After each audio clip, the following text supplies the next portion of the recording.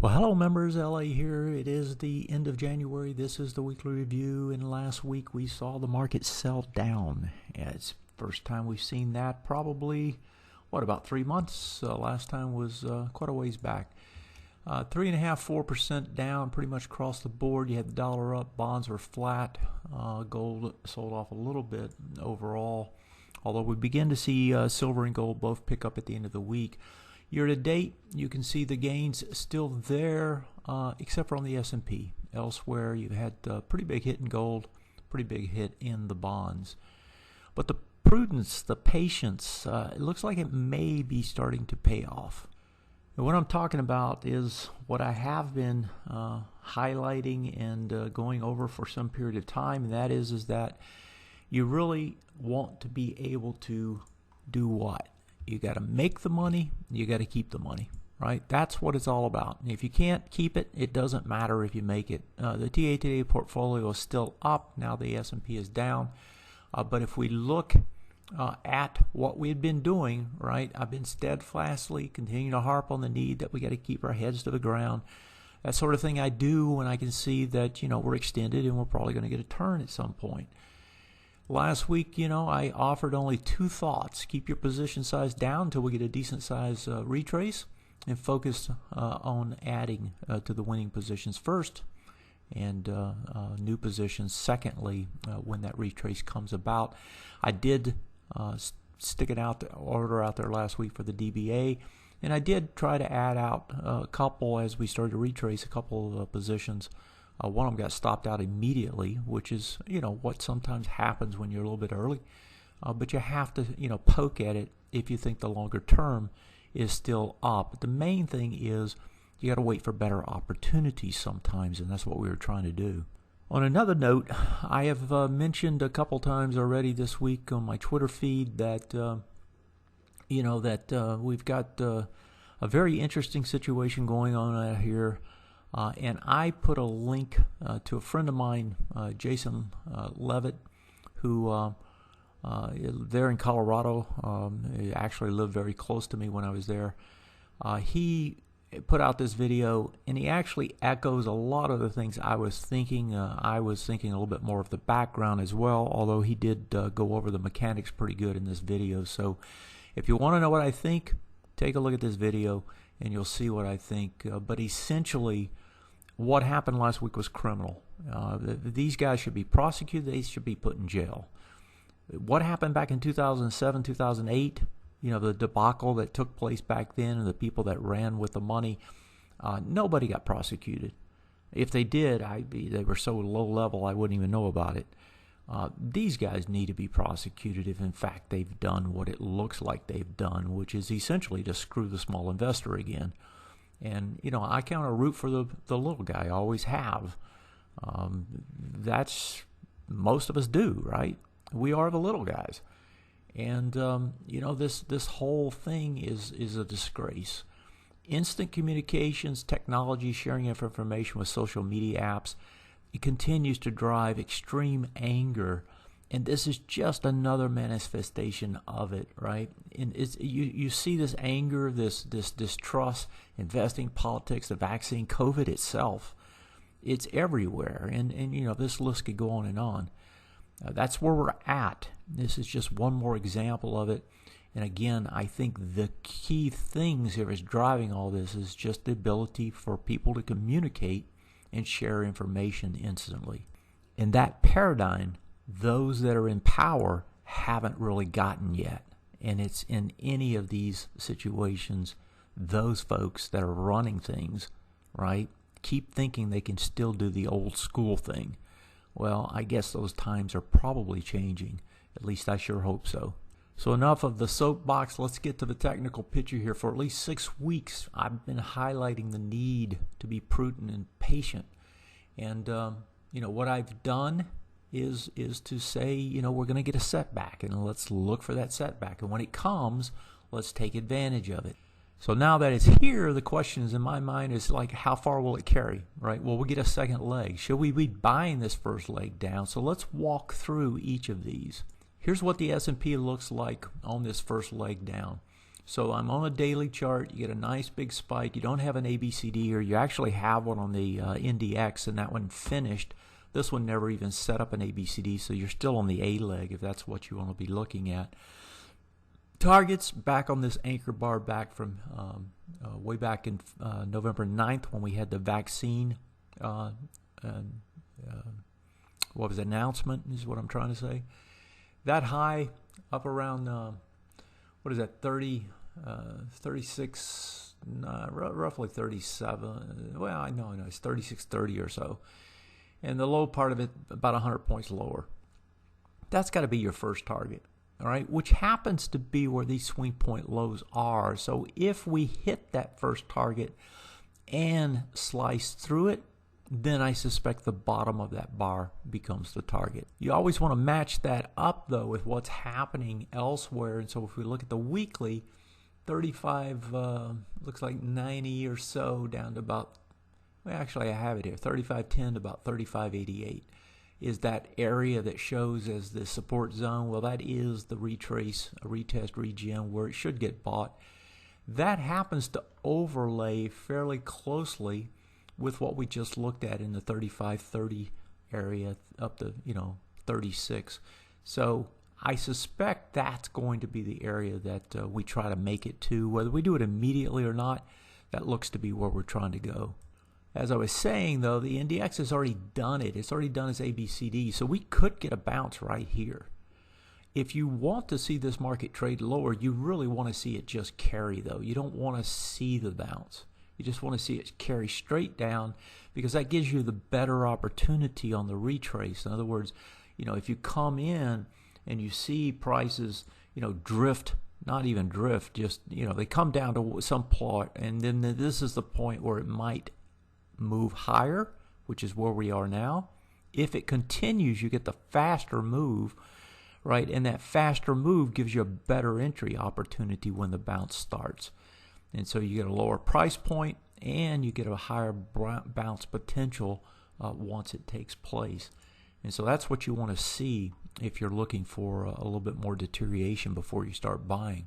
Now, speaking of buying, where you want to buy, and do you want to buy? Let's talk about the second leg down. Now, usually the way that happens is you get something like this, right? Here's where we're at. This is the potential next two bars down, and then you get some sort of bounce, and then that sets up the possibility for some sort of an ABCD structure, back to the downside. So you get a bearish ABCD structure set up, something like this, right? That goes back up and then comes back down, and you get much deeper. That's kind of the way it typically sets up, right? You get some sort of a faster move. But that doesn't have to set up that way. I mean, you can get a faster move right away, and you don't have to get a bounce that actually sets up the ABCD immediately. In other words, this could be about a 6-7% pullback, then a bounce.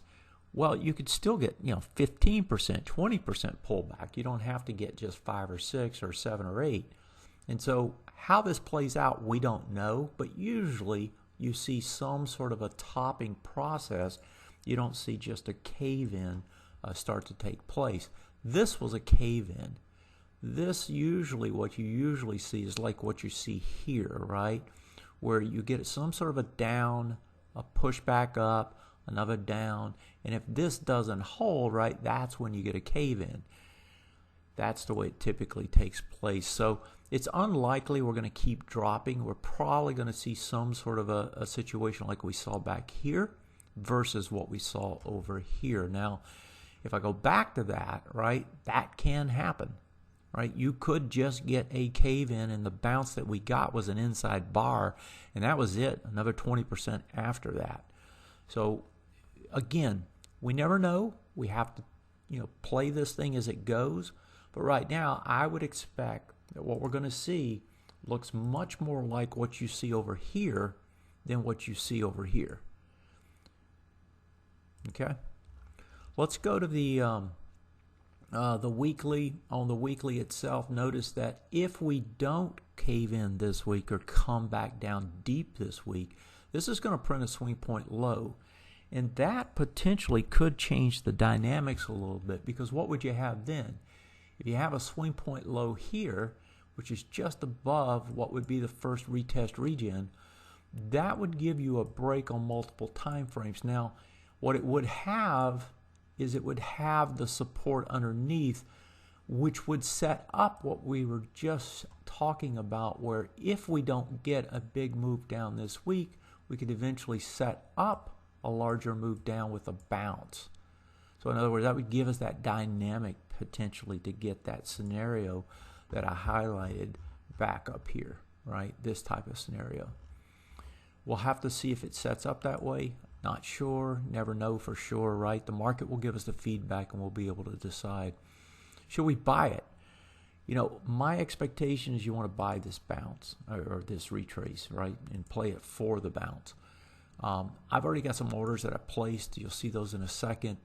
The overall bullish nature, it hasn't changed. This could, I think the bigger change would be, you know, if we get the Reddit guys going after Melvin Capital or whoever, and we actually get destruction where somebody goes bankrupt and causes, you know, a big problem inside the market, like long-term capital management or something, right? That could be an issue. Or the vaccine worry, you know, where this new strain, maybe it doesn't cover it, whatever. We already saw the Johnson & Johnson came out. I don't think the data is that good on the latest vaccine. And so there's a number of things that could lead us down. But right now, you know, this market's still bullish. Until otherwise, right, proven otherwise, you have to believe it's still bullish. I would see this before I start to think something's bad. So in other words, I would want to see on the weekly ABCD structure start to set up and actually start to fire. That would tell me that, you know, the big turn is probably in. But we're a long way away from that. So what's the bottom line? The bottom line is kind of what I've been already talking about, right? 3% drop off the top, month worth of gains already gone, but the odds highly favor some sort of a retrace to take place, and we still got long trends in the long term and the intermediate term. So it's way too early to get bearish in a big way here. Yes, a little deeper push, but I suspect it's going to get bought. Moving to the trading plan, what do we got? Up to 2 3/4 on the year. We're holding on to that. That's good. We happen to be positioned pretty well for this, and what we want to do is take advantage of it. So you try to hold on to what you got, and then you try to get more when it's time. I've got a couple orders in here for DBA and ExxonMobil. Just put this one in a few minutes ago. And I'm thinking that what you want to do first on this move down until we know more, right, is if we get a decent move down for this retrace, because we don't know if the retrace will stall out and turn or continue on. We want to get some exposure on. Best way to do that is with these 3-to-1s. So I'll be looking at some point this week, most likely, to do something in this area for the bounce. And before I move to the final slides here, let me also say I've been working on what I've talked about, which is those watch lists I talked about last week. If you didn't see last week's video, go back and take a look at that. But essentially, I've got the multiple swing point, multiple time frame code just about ready, so I'll be rolling that out sometime this week. And the idea is where you'll be able to go over and look at those watch lists on a daily basis and see things that are potentially or have already broken out on multiple time frames. If we come here to the fundamentals and the politicals, the things that I would probably point out is like earnings really haven't mattered. You can see the earnings list that I keep in my interpretation of them, but it looks to me like this is a bust in terms of making this market go up higher. There was the speculation last week about what could bring this market down. Turned out to be something unexpected, which is usually what I see, and that is in this particular case, the mayhem surrounding these hedge funds, shorts, and the small traders betting against them and trying to squeeze them. That was not something I saw coming, although I've seen it already, and you have too. If you go back and you look at what happened in Tesla, It was the exact same thing in Tesla that we're seeing now in AMC and GME and these other stocks. They would go out, they'd buy the options, out of the money calls, and they'd create the gamma surge, and that's what continued to push this up. This essentially has gone ballistic, right, compared to what it probably ought to be fundamentally. And if you want to drive things and you got enough people driving them, you can, and that's what's happening, and that's what's happening now, and creating all this havoc that we see in the markets. This week, in terms of fundamentals, ISM employment numbers, I don't think they're going to move the market. The fiscal spending may move the market, and if so, it may move it in a negative way. The Republicans are trying to get a compromise bill where they're doing about $500 billion or something, whereas the Democrats are trying to do $2 trillion. Market is looking at this number, not this one, so that could be a surprise. And then I think the other big thing this week is what happens with this turmoil that's going on. What happens with these Reddit traders? Do they create a long-term capital management type situation? If so, you could see a quick dip. But if you go back and look at what happened with long-term capital management, the Fed rode to the rescue, and I doubt they'll step back and not do anything this time. They'll do the same thing. And what that means is if you do get a plunge, it will get bought again. So be ready for that if it happens. Weekly prognostications, worst case last week. They sold it off bigger than expected. What do I think this week? I think we're actually going to go down to start with. If we get the case that I think, we'll probably go down, we'll come into that zone that I talked about earlier on what we thought in terms of price points, 2,630 or so, 3,630, and then get the bounce back out of there and probably get a strong bounce if it happens. Best case, we hardly go down, right? We had a little bounce to start with, a little bit more down, and they hold it and bring it back. Worst case, go all the way to the bottom of that anchor bar from November 9th. I think that would be the worst case that we could see. Folks, that's it for this week. Have yourself a great one. Take care. I'll see you next time.